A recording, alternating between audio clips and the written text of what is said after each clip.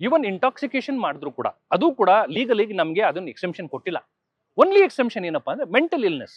ಒಂದು ಪಕ್ಷ ಆರೋಪಿ ಸ್ಥಾನದಲ್ಲಿದ್ದವನು ಮೆಂಟಲಿ ಇಲ್ಲಾಗಿದ್ರೆ, ಯಾವುದೇ ತರ ಮಾನಸಿಕ ಕಾಯಿಲೆಯಿಂದ ನರಳುತ್ತಾ ಇದ್ರೆ, ಆತ ಏನಾದ್ರೂ ತಪ್ಪು ಮಾಡ್ದ ಅಂದ್ರೆ ಆಗ ಅವನಿಗೆ ಸರಿ ಮತ್ತು ತಪ್ಪು ಅದರ ಅರಿವಿರೋದಿಲ್ಲ.